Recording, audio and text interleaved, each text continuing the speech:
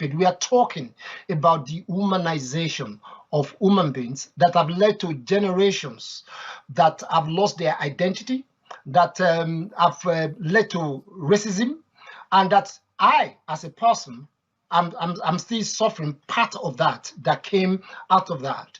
And then so are my parents and the children that are born in this country. So it's not still banging on about what happened well over 200 years ago.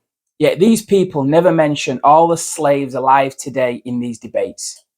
Oh yeah, I can imagine living in Cambridge in 21st century Britain as an Anglican minister really sounds like a life of dehumanization caused by slavery, doesn't it? I'm sure there is lots of people all over the world of all races that would love his life of so-called dehumanization. Well, we know there is because some of them risk their lives to get here illegally every day, and countless more snap up the opportunity to come legally. Incredibly odd behaviour if we are like 1930s Germany, as we are constantly told. Just like it was incredibly odd that he moved here from Nigeria and remains here if he really believes everything he says. We are that bad, but funnily enough, you never see anyone getting on dinghies to go back across the channel to France. This insane but thoroughly entertaining debate is about the Church of England potentially giving billions in reparations to everyone of African and Caribbean heritage living in the UK, because apparently they are still enslaved by racism in this day and age living in the UK, which is a legacy of slavery. Luckily, his two opponents do a great job pushing back against this nonsense and his crazy contradictions, like telling the actual historian he's reading too much history. To which the historian, rightly and amusingly, replies, I'm an historian, it's my job to read history. Astonishingly, after telling him he reads too much history, he gets wound up that the historian isn't agreeing with him and urges him to go read more history because it's all out there. In other words, you are reading the wrong books, is what he really means. Not the first time I've heard these authoritarian woke types try telling people what books they can and can't read. He then says this. I think you are reading too much history. You are trying to tell me the history of where I'm a historian. I'm telling you the facts. I came. This is my origin. You want to interpret and educate me on my origin? I think that's appalling. So what you are trying to say is absolutely. How can you know my history more than me? That's just an utterly absurd thing to say. And he seems okay with telling us all about Britain's evil history. It's time we stopped listening to this nonsense. They don't even know what they're talking about half the time. We all know it's just a weaponization of the past to attack us and tear down our society. Anyway, take a listen. Saying that essentially it's flawed history, and in any case, England, the Church of England, and the rest of the other institutions have paid their debt. I think we have to put an human aspect into this. It's not only about whether some part of money have been paid. We are talking about the humanization of human beings that have led to generations that have lost their identity, that have led to racism, and that I, as a person, I'm still suffering part of that came out of that. And then so are my parents and the children that are born in this country. So it's not even, that's why I keep saying you cannot put money value, what you pay back for slavery. Yes, slavery was abolished, but in reality, some of us are still enslaved today into the world of racism that we can never get out of. Now, I am black. I understand what I'm talking about. That might be very different to someone who is not from the context and the background where I come from. But stop any person of black heritage, either Caribbean or African, and ask them the same question. They will tell you that it cuts deep into their being, into their soul, that they see from generation up to I just let where Rafe they come are, in and there they can for a see the second? generation behind. Could I let Rafe come in? Yeah, I think it's deeply patronizing and offensive to treat any group of people as victims when they clearly aren't. We're talking about the great-great-great-great-great-great-grandchildren of slavery. And as appalling and horrendous as slavery was, and of course that's undeniable, what's also undeniable, and this is an uncomfortable truth, is that the lives of the descendants of slaves alive today in Britain are of a far higher quality and far better than if their ancestors had never left West Africa. In Benin and Nigeria, for example, which is where most slaves came from, the average life expectancy is 60. In Britain, for a black person, it's 85. A quarter of a century longer, essentially. If you look at disposable income, the average income in Benin is 1,300 per year. In Nigeria, it's 2,000. In Britain, it's 35,000 pounds, just over 20 times higher. So as horrendous as slavery was, it's impossible for me to understand in precisely what way it has disadvantaged black people today. What's disadvantaging them is constantly telling them that they are victims and that their own situation is a result of other people rather than actually situations within their own communities. Ian, before I bring Femi back in, could I just... I think there's some really strange things going on here. I mean, the idea that I am wounded by the treatment of my great-great-grandfather, I mean, that means I must carry the burden of, for instance, the potato famine. So why aren't I being compensated? But I think the problem with this whole debate is that if you read the report and you read other statements that are coming out from some groups in the Church of England, it's being cast very much in the terms of what's known as critical race theory, imported from America, which is part of the culture wars. And the problem there is that how I feel about myself dominates, and there's no rational answer to that. If I feel disadvantaged, then I am disadvantaged and I need to be compensated. And the report is full of the language of deconstructing whiteness. Now, I think that's racist language. So this report and this whole approach is actually a racist approach to anti-racism. And I think it's just, we can see from the conflict that this has had and the strong reactions on either side, this is no way at all in order to address some important issues about history and justice. Let's bring Yemi back in. I think my challenge here is that if either of you have ever experienced discrimination, prejudice, I have. My mother has. Racism. My grandfather has. My grandfather took up arms against the British oppressor. Let me explain. Right, the way you explain it as a white person is different from a person of color like myself, and I will say that because why is that? Why are we dividing ourselves by race? Let me explain. What I'm trying to say to you is that all these are outcome of slavery, because there are some things that have become parts and parcel of the way you are wired as a human being, that even when you are part in diaspora in this part of the world, there's no way you are not going to experience that. And these are the outcome of slavery that you have not experienced. You don't understand what it takes. And I'm saying that because these are intergenerational repercussions of what slavery has caused. Where people, but for me, this isn't ancient history. For me, my grandfather, who I knew, took up arms against a racist colonial oppressor. Right. So why is that not affecting me the same way?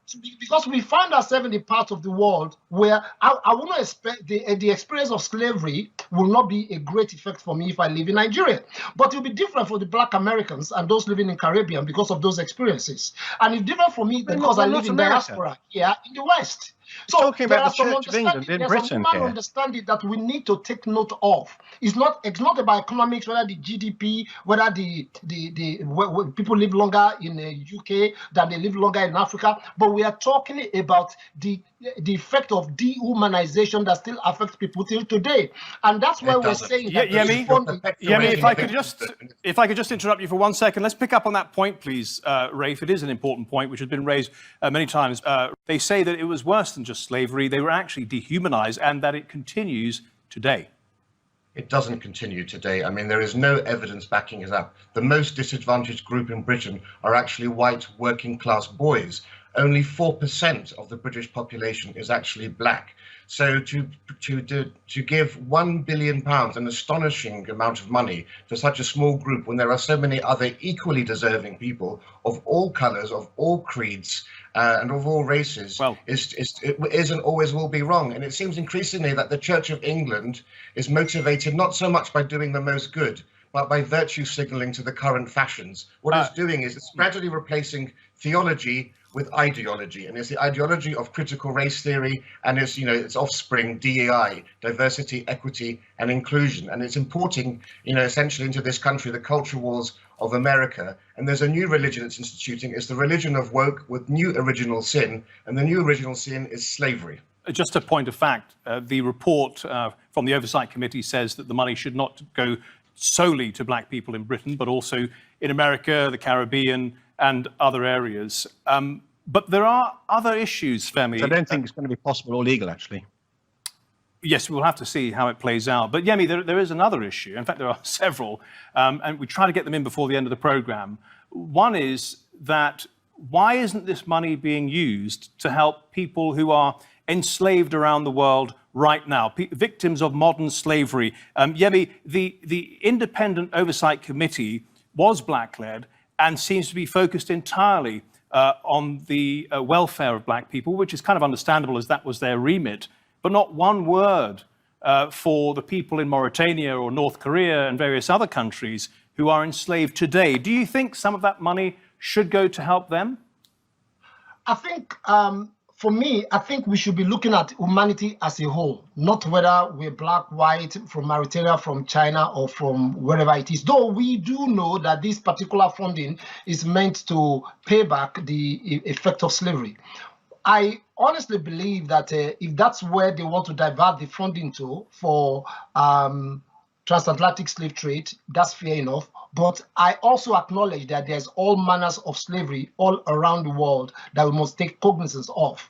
Now, whether part of that funding wants to be used for that or not, I'm going to leave that for those who are making decisions. But there is enough of this that can be used, that can be invested for the future, particularly in the area of education.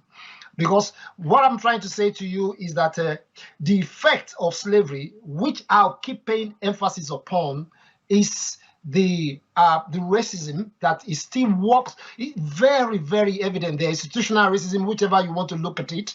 But we must help the younger ones who are coming, the ones we are giving back today, to re-educate them, to let them come to the understanding of what this means, so that they don't repeat what we see in our world today. Quick response from Ian and then Rafe. Ian? Yeah, I think it's really shocking that the report made no mention of modern-day slavery. Currently today, Jeremy Black estimates there's 43,000 slaves in Mali today. One of the chief gains of the missionary movement, the led by the Church of England, was that, for instance, David Livingstone went and pleaded with chiefs to stop slavery. Slavery was endemic in inter-African tribal warfare, and it was the influence of missionaries which suppressed that. So, extraordinarily, the report actually says in paragraph 32 that the Church of England should repent of disrupting African spiritual religion by bringing the gospel. The Anglican community is majority black, and the report says that was wrong. We should repent of it. I think it's absolutely shocking. Rafe, essentially then, the report is asking the Church of England to apologise for spreading Christianity, its own mission, in Africa. Well, the first thing to note is that this report isn't written by a group of impartial authorities. That must be said. In fact, one of the members of this oversight group is a self-proclaimed activist, reparationist, and member of the International Campaign for Reparations. So this isn't a group of academics who are neutral. And yes, the point's very important. What we should be saying is that the Church of England, for the first time in human history, we had the evangelical Christian movement called the Clapham sect, just a mile or so from me here in London, that created slavery was universal, but the rise of the abolitionist movement was unique to world history, and it was something that could only ever have come out of Britain and Protestant Western Europe. And we should be celebrating that and look forward rather than permanently creating a system of victimhood in this country. I just want to give the last answer here to Yemi, because Yemi, you have a very interesting background, descended from African nobility. Some of your ancestors actually owned and sold slaves to the Europeans. Now, that's a very complex picture, isn't it? Because there will be black people whose ancestors did do the same thing. Should they receive funds as well? I don't think so, because the whole issue of slavery compensation and whatnot is not something we pay emphasis to back where I come from in West Africa. It's long gone, it's forgotten. There are other forms of evil that are existing there today. But it was a normal thing for a king to own slaves in those days. My great-great-great-grandparents are a king in one of the tribes in Nigeria, have slaves, hold slaves. But the truth is, they do not dehumanize their slaves because they work for them. Forgive me, Yemi. Forgive me, Yemi. No, do come in. If the issue's been forgotten in Nigeria, why on earth are we banging on about it here now with reparations?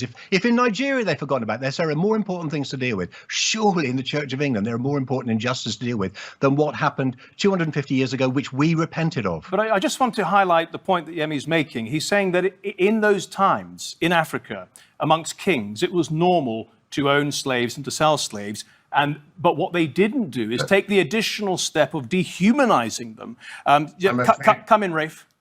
Yeah, I mean, there were more slaves held in bondage in Africa than were ever transported across the continent, across the transatlantic slave trade. And actually, if you look at places like Benin and the Kingdom of Dahomey, they had absolutely brutal treatment of slaves. In fact, they were also working on plantations there too. Not only that, every year there were annual human sacrifices of slaves in the numbers of tens of thousands, amounting eventually to hundreds of thousands, if not millions. So the idea that they were living in some sort of unchattel type of slavery is for the birds, I'm afraid.